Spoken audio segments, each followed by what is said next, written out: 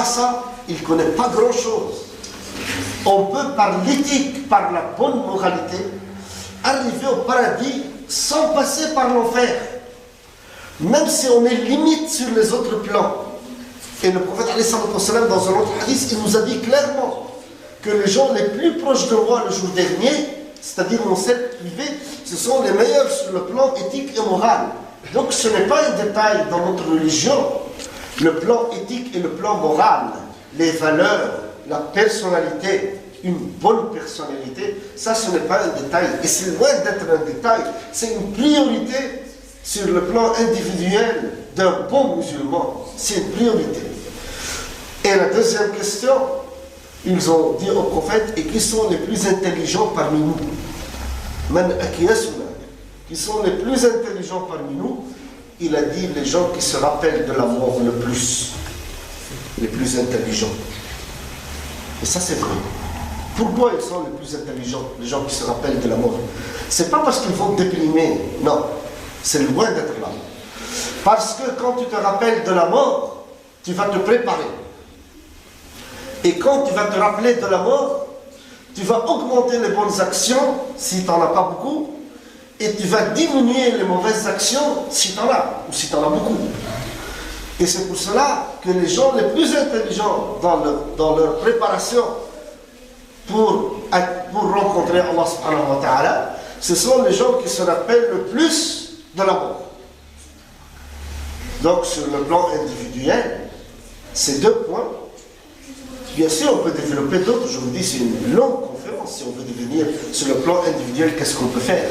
Mais si vous voulez se baser sur cette question que les compagnons ont posée au prophète alayhi salatu wassalam, on peut dire que vraiment, travaille bien ton éthique et travaille bien ta spiritualité en se rappelant de la mort. Parce que si tu te rappelles de la mort, tu vas travailler, tu vas augmenter les bonnes actions, elles sont nombreuses, et tu vas diminuer les mauvaises actions. ومن الأمور يعني التي يستطيع الإنسان أن يستزيد منها في الحسنات، طبعا نذكر منها الصلاة في المسجد، قيام الليل، تلاوة القرآن، الصيام، العطاء في سبيل الله، ذكر الله عز وجل وغيرها من العبادات. أنا لن أتكلم عن العائلة والمجتمع لأنه سأتكلم عن العائلة والمجتمع بعد، ولكن على المستوى الفردي الصيام والقيام والمسجد والعطاء، كل هذه الأمور وذكر الله عز وجل كلها أمور طيبة. وطبعا من الأمور المحرمة علينا أن ننتبه إلى الأمور المحرمة التي تغضب الله تبارك وتعالى. واسمحوا لي يعني 5 دقائق حول الأمور المحرمة، أكثر الأمور المحرمة التي تغضب الله تبارك وتعالى. إن أنا أستذكر هنا 3 أحاديث هي أمور تغضب الله تبارك وتعالى، وفي غيرها كثير، ولكن أتوقف عند هذه لقول الرسول صلى الله عليه وسلم يعني آية المنافق 3: إذا حدث كذب، وإذا وعد أخلف، وإذا اؤتمن خان، وفي رواية وإذا خاصم فجر. طبعا هذه صفات قبيحة، أن يكذب الإنسان، أن يخون، أن لا يحترم كلمته، أن يفجر إذا اختلف مع إنسان، يصرخ ويفجر ويتلفظ بالكلام البذيء. هذا أمر لا يرضي الله عز وجل ولا يرضي رسول الله صلى الله عليه وسلم، وهذه من صفات المنافقين، وهذا أمر خطير حقيقة. وكذلك من المحرمات التي ذكرها رسول الله صلى الله عليه وسلم يعني ألا أنبئكم بأكبر الكبائر الشرك بالله وعقوق الوالدين. عقوق الوالدين هي من أكبر الكبائر عند الله عز وجل، يعني الإنسان أن يعق والديه وأن تكون علاقته سيئة مع أهله ومع والديه، أو أن يصرخ في وجه الأم والأب، أو أن يضرب لا سمح الله، أو أن يقاطع الأم والأب، فهذه من كبائر الذنوب من مثل الزنا وشرب الخمر وهذه الأشياء. حقوق الوالدين ليس بأمر سهل، أمر خطير حقوق الوالدين. وشهادة الزور، شهادة الزور، شهادة الزور يعني أن يشهد الإنسان زورا، يعني أن يشهد الإنسان كلاما مخالفا للواقع، أن يكذب بشهادته. وطبعا حديث آخر: 3 مهلكات، شح مطاع. شح، إنسان شحيح لا يعطي، شحيح لا يعطي، لا يعطي في سبيل الله، لا يعطي للمسجد، لا يعطي للفقراء، لا يعطي للمحتاجين. محتاجين، لا يعطي أحدا شحيح. نسأل الله السلامة من الشح، البخل يعني، شح مطاع وهوى متبع. الإنسان يتبع هواه، يعني لا يريد أن يلتزم الحق، إنما يريد أن يلتزم هواه. يعني هو يريد أن يفعل ما يشاء، وأن يفكر ما يشاء، وأن يعيش كما يشاء، ومثل ما سل نار جهنم. لأن اتباع الهوى كما يقول يعني ربما حديث أو أثر: شر إله عبد في الأرض الهوى. شر إله عبد في الأرض الهوى. وإن شاء الله سأترجم لكم إلى الفرنسية ذلك طبعا. وإعجاب المرء بنفسه، هذا يهلك الإنسان أن يعجب المرء بنفسه، يعني أن يظن نفسه يعني على مستوى، أو أن يظن نفسه أفضل من الآخرين، أو أعلى من مستوى الناس، أو أن يظن نفسه بأنه هو من أهل الجنة وغيره من أهل النار. فإذا أعجب المرء بنفسه يا إخواني الكرام فهذا خطر عظيم على الإنسان، أن يودي بنفسه في نار جهنم إن أعجب بنفسه على هذا المستوى. Donc, Inch'Allah Ta'ala, sur le plan individuel, je vais terminer avec quelques exemples que j'ai choisis, comment augmenter les bonnes actions et comment diminuer les mauvaises actions, sur le plan individuel. Hein? Donc, les bonnes actions sur le plan individuel, sans aborder la famille et la société qui va venir après. Donc, sur le plan individuel, donc, venir à la mosquée, la prière de nuit, les lectures du Coran, les invocations, les dons fi sabilillah, etc. Tout ça, c'est la boîte de bonnes actions. Et elle est grande. Là, je vous ai donné quelques exemples, mais les bonnes actions, elles sont énormes. Je ne peux pas vous faire un schéma. Les bonnes actions, vous connaissez mieux que moi le domaine des bonnes actions. C'est énorme. On ne va pas dire que je n'arrive pas à trouver des bonnes actions à faire. Tu n'as qu'à se lever la nuit, prier, lire le Coran, donner fi sabilillah, venir à la mosquée, invoquer Allah, lire un livre, faire une bonne action, faire un don, etc. etc. Les bonnes actions, machallah, le domaine est vaste. Et les mauvaises actions, bien sûr, tout acte illicite est mauvais. Ça, c'est clair, l'illicite dans notre religion. Donc j'ai choisi 3 paroles prophétiques pour vous donner des exemples de l'illicite. Parce que je ne veux pas vous parler des évidences. Je ne veux pas vous dire la fornication illicite, boire de l'alcool c'est illicite, tuer un individu c'est illicite, mentir c'est illicite. Je pense que vous connaissez ça. Mais j'ai pris 3 exemples, 3 paroles du prophète sallallahu alayhi wa sallam, pour mettre l'accent sur certains points, peut-être auxquels on ne fait pas attention, souvent. Ce sont 3 hadiths. Le premier hadith, il parle de l'hypocrite. Donc le prophète sallallahu alayhi wa sallam, il a dit les signes de l'hypocrite, un hadith il y en a 3, dans un hadith il y a 4, s'il parle, il ment. Et s'il promet quelque chose, il ne tient pas sa promesse. Et si tu lui mets un dépôt, une amana, il trahit. Et dans un autre hadith, une 4, et s'il est en désaccord avec quelqu'un, il crie, il devient nerveux, etc. Donc pour vous dire que chacun de nous regarde bien s'il n'a pas des signes d'hypocrisie. Le mensonge, la trahison,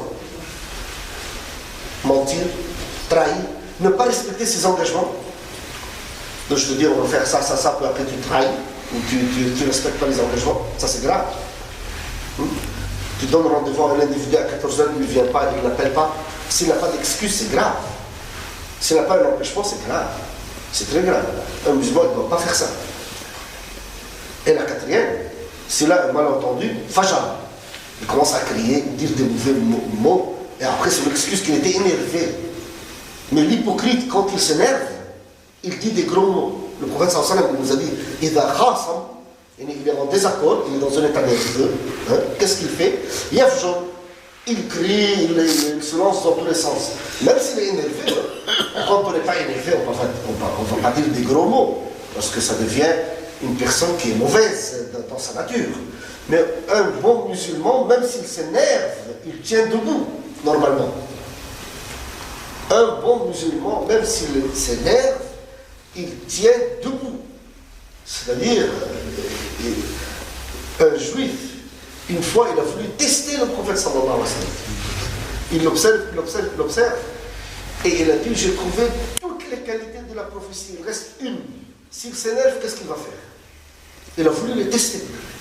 Il s'appelle Zayd ibn Sa'da. Il est parti, il a acheté au prophète sallallahu alayhi wa sallam des dates, il lui a payé. Et il a demandé au prophète exprès que je ne vais pas les prendre aujourd'hui, je passe un tel jour les prendre. Donc le prophète sallallahu alayhi wa sallam doit les préparer, tout ça. Et il vient 48 heures ou la veille, c'est-à-dire il vient un jour ou deux avant la date prévue. Et il dit au prophète sallallahu alayhi wa sallam, dans tous les cas, donne-moi où sont les dates. Le prophète sallallahu alayhi wa sallam, il n'était pas prêt, il n'a pas encore préparé parce que ce n'est pas le temps prévu. Il est venu avant le temps. Et celui-ci là, Zayd ibn Sa'da, il a fait ça exprès, il a voulu tester le prophète sallallahu alayhi wa sallam. Il a dit, dans tous les cas, vous, c'est-à-dire votre tribu, votre famille, vous n'êtes que des menteurs, vous ne respectez pas vos engagements, et tu as pris mon argent, tout ça, il commence à s'emporter, exprès. Il a voulu voir la réaction du prophète sallallahu alayhi wa sallam. Et Omar ibn Khattab, il était à côté du prophète sallallahu alayhi wa sallam, donc il a voulu intervenir à sa façon. Omar ibn Khattab, il était un peu chaud, il a voulu, parce que là, il y a une injustice, quelqu'un qui attaque le prophète sallallahu alayhi wa sallam, donc Omar ibn Khattab, il a voulu intervenir. Et là, le prophète sallallahu alayhi wa sallam, il a dit à Omar ibn Khattab, qu'est-ce qu'il lui a dit? Il a dit, Ya Omar, nantadhiru minka ghayra dhalik, an ta'murani bi husni al-ada, wa an ta'murahu bi husni al-talab. Donc le prophète sallallahu alayhi wa sallam, qui était attaqué injustement par Zayd ibn Sa'da, il a dit à Omar ibn Khattab, on attend de toi autre chose. Regardez qu'est-ce qu'il dit. Il a dit, on attend de toi à ce que tu me conseilles que je donne de la meilleure façon, et à ce que tu lui dises qu'il demande de la meilleure façon. Et là, Zayd ibn Sa'da, il a dit Ashhadu an la ilaha illallah wa ashhadu anna Muhammadan Rasulullah, parce que le prophète sallallahu alayhi wa sallam, il a dit la phrase en arabe, Yasbiqu hulmuhu ghadabah wa la taziduhu shiddatu nasi alayhi illa hilman. Donc il a trouvé la qualité de la prophétie, c'est-à-dire que sa patience prend le dessus sur sa colère. Et plus les gens s'énervent contre lui, plus la patience, elle se manifeste. C'était une qualité de la prophétie que ce Zayd, ce juif, il a voulu tester chez le prophète sallallahu alayhi wa sallam, et il l'a trouvé. Pour vous dire que vraiment, si on veut prendre le prophète sallallahu alayhi wa sallam comme modèle, ce sont ces valeurs à prendre comme modèle avant autre chose. Parce que parfois on trouve des frères qui veulent imiter le prophète sallallahu alayhi wa sallam, comment il mange avec la main, c'est bien. Je ne dis pas le contraire, c'est bien. Ou fait à droite avant la gauche, et c'est bien. Il ne faut pas me comprendre mal, c'est bien d'imiter le prophète sallallahu alayhi wa sallam d'une façon apparente, c'est bien. Mais ce qui est mieux, encore mieux, c'est d'imiter le prophète sallallahu alayhi wa sallam dans sa conception de la vie, dans son éthique et ses valeurs, c'est encore mieux. Parce que c'est là le noyau de l'affaire, il est là, le noyau de l'affaire, il est là. Ça c'est quelque chose qui est important à mettre en valeur. لذلك على المستوى الفردي إن شاء الله تعالى علينا أن نتنبه إلى هذه المسائل وأن نتقدم في هذه المسائل. D'autres péchés que le prophète sallallahu alayhi wa sallam nous a cités, les plus gros des péchés, une fois le prophète sallallahu alayhi wa sallam il a dit aux compagnons, est-ce que vous voulez que je vous signale les plus gros des péchés, akbar al-kaba'ir? Ils ont dit au prophète sallallahu alayhi wa sallam, quels sont? Il a dit ashirku billah, associé à Allah et notre divinité, la désobéissance aux parents. Combien on trouve des personnes qui sont dans la mosquée avec silhouette peut-être, la barbe, tout ça, et il peut frapper sa mère, ou ça c'est des péchés, c'est pire que de boire l'alcool ou de forniquer. Pour vous dire un peu, celui qui désobéit à ses parents, ou qui humilie ses parents, ou qui frapper ses parents, je pense que c'est quelque chose qui peut le mettre dans l'enfer, je ne sais pas combien d'années. Pour vous dire que vraiment, la désobéissance aux parents, c'est l'un des plus gros péchés en islam. L'un des plus gros péchés en islam. Mais il y a certaines personnes qui ne pèsent pas ça. Il peut vraiment être coupé avec ses parents, même les liens, tout ça, et il pense que c'est quelque chose de minime, alors que c'est une catastrophe illicite. Il est dans l'illicite. La désobéissance aux parents. Et le faux témoignage, bon, le professeur Salm, il a répété le faux témoignage 3 fois, puis il continue à répéter jusqu'à ce que les compagnons, ils ont dit, on espère qu'ils s'arrêtent, ils ont eu peur, ils ont tremblé. Le faux témoignage. Combien maintenant on trouve des musulmans qui peuvent être simples ou simplistes dans leur témoignage? Un témoignage, c'est une amane. Tu ne peux pas faire un faux témoignage. C'est-à-dire mentir dans un témoignage, c'est encore pire que mentir en général. C'est encore pire que mentir en général. Ce sont des péchés énormes. Parfois, on ne fait pas attention. Et parfois, c'est des choses minimes. Hein. Parfois, tu es là à la mosquée, tu trouves un malentendu entre deux frères, et on te demande de témoigner comme ça, et tu peux dire des choses qui ne sont pas vraies. Fais attention. Faites attention. Vraiment, ça peut être un gros péché qui peut t'éliminer des milliers de hasanat. Il faut faire attention dans ce qu'on dit et dans nos réactions, dans nos jugements. Le faux témoignage, c'est une catastrophe. La désobéissance aux parents, c'est une catastrophe. Et il y a un autre hadith, pareil, dans les péchés, que les actions qui ruinent l'individu, qui peuvent te ruiner dans le domaine des hasanat et te ramener direct à l'enfer. Quelles sont-elles? Des shuhun muta'.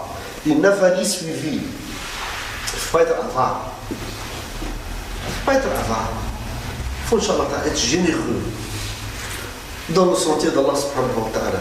L'avarie, c'est pas bon. C'est quelque chose qui ruine l'individu. C'est de l'égoïsme. Ce n'est pas bien. Quelqu'un qui suit ses émotions. Moi, je fais ce que je veux. Oui, tu fais ce que tu veux. Même Allah t'a donné ce droit. Tu fais ce que tu veux, mais tu peux aller à l'enfer. Ce que tu as voulu, avec ce que tu as voulu. Si quelqu'un veut faire ce qu'il veut, il peut aller à l'enfer. S'il fait ce qu'il faut, on peut arriver au paradis. Donc c'est quelque chose qui est important. Et ça, c'est dans la conception de la tête. Même on doit éduquer nos enfants sur ça. On ne fait pas ce qu'on veut. On fait ce qu'il faut faire. C'est ça la question. Parce que si on fait ce qu'on veut, notre volonté, elle dépend de quoi? De notre nafs. C'est-à-dire maintenant, je suis dans l'émotion dans ce sens.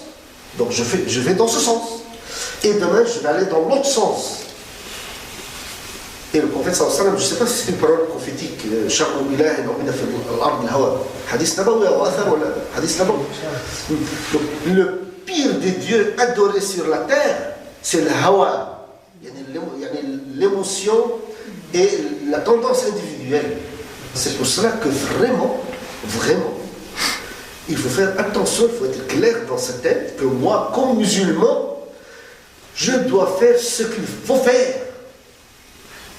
Et je ne dois pas faire ce qui me plaît ou ce que je veux. Ça, c'est quelque chose qui est important. Non, même il y a un verset que est-ce que tu as vu celui qui prend son hawa comme Dieu? C'est celui qui suit ses passions, ses émotions.